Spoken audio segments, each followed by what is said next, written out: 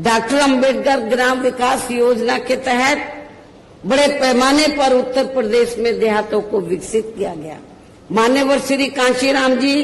शहरी समग्र विकास योजना के तहत शहरों को विकसित किया गया और उन बस्तियों पर विशेष ध्यान दिया, उन बस्तियों की तरफ जहां पर दलित वर्ग के लोग और पिछड़े वर्ग के लोग रहते थे। तो जो पहले सरकारें रही तो जहां पर दलित और पिछड़े वर्ग के लोग रहते थे उनका वो विकास नहीं करती थी। तो गांव में जाते ही मालूम पड़ जाता था ये दलितों की बस्ती है, ये पिछड़ों की बस्ती है। तो हमारी पार्टी की सरकार ने डॉक्टर अंबेडकर ग्राम विकास योजना के तहत उत्तर प्रदेश में तो देहातों को विकसित किया और जहां पर दलित अन्य पिछड़े वर्ग के लोग रहते थे उनको हर सुविधाओं से डेवलप किया, विकसित किया और उसका असर ये हुआ कि चाहे वो दलित वर्ग के लोग हों या अन्य समाज के लोग हों, अपर कास्ट के भी लोग हों, तो जब वो गरीब लोग अपने बेटी की बहन बेटी की शादी करते थे तो सबसे पहले प्राथमिकता वो डॉक्टर अंबेडकर गांव को देते थे कि हमारी लड़की को सभी सुविधाएं मिलेंगी। हमने उत्तर प्रदेश में गरीब एवं बेरोजगार लोगों को दूसरी पार्टियों की रही सरकारों की तरह मामूली सा बेरोजगारी भत्ता न देकर उन्हें बड़ी तादाद में सरकारी एवं गैर सरकारी क्षेत्रों में स्थायी रोजगार भी उपलब्ध कराए। इसके साथ ही गरीब भूमिहीन लोगों को खेती करने के लिए उन्हें फ्री सरकारी जमीन भी दी है तथा गरीब आवासहीनों को जिनके पास रहने के लिए अपने पक्के मकान नहीं थे उन्हें हमने 2-2 कमरों के पक्के मकान सरकार की ओर से फ्री में बना के दिए और वहां पे जो उनकी और जरूरतें थी शिक्षा की, हॉस्पिटल की और भी जो जरूरतें थी रोजमर्रा की उसका भी हमने वहां पर प्रबंध किया जिससे वहां लाखों गरीब लोगों को काफी फायदा पहुंचा है। शहरों व देहातों को भी विकसित किया गया।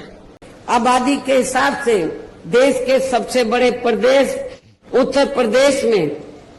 4 बार हमारी पार्टी ने अपने नेतृत्व में वहां सरकार भी बनाई है और हमने अपनी सभी चारों रही सरकारों में अपनी पार्टी की विचारधारा एवं सिद्धांतों के तहत चलकर वैसे तो वहां सर्व समाज के हितों का पूरा ध्यान रखा है, लेकिन सभी मामलों में प्राथमिकता पहले हमने वहां सर्व समाज में से विशेषकर उन दलितों, आदिवासियों, पिछड़े वर्गों, मुस्लिम व अन्य अकलियतों को तथा गरीब एवं असहाय लोगों को ही दिया है जिनकी वहां हर मामले में व हर स्तर पर सभी विरोधी पार्टियों की रही सरकारों में उनकी हीन, जातिवादी, संकीर्ण व पूंजीवादी सोच होने के कारण काफी ज्यादा उपेक्षा की गई है। हमने उत्तर प्रदेश में सर्व समाज के लोगों के ऊपर किसी भी प्रकार की कोई जुल्म जाति आदि भी नहीं होने दी है, बल्कि हमारी पार्टी की रही सरकार ने वहां जुल्म जाति करने वाले लोगों को बिना कोई देरी किए हुए उन्हें तुरंत ही जेल की सलाखों के अंदर भेजा है, जहां मेरी सरकार में उनकी सही व असली जगह होती है,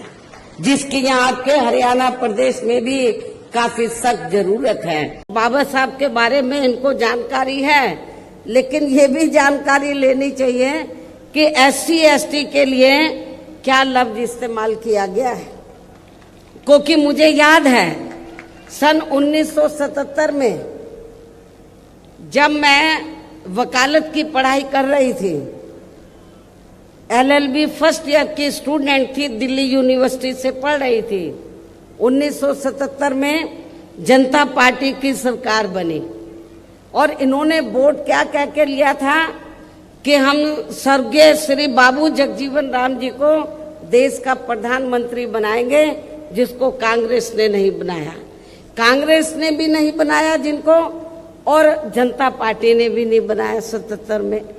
तो दलित वर्ग के लोग, अनुसूचित जाति जनजाति वर्ग के लोग पूरे देश में बहुत नाराज थे, खफा थे। तो उस समय उन्होंने दिल्ली में एक 3 दिन का जाति तोड़ो सम्मेलन रखा और उसमें ऑल इंडिया की तरफ से, तो यूथ की तरफ से, नौजवानों की तरफ से मुझे उन्होंने इनवाइट किया बोलने के लिए। और जब मैं उस सम्मेलन में बोलने के लिए गई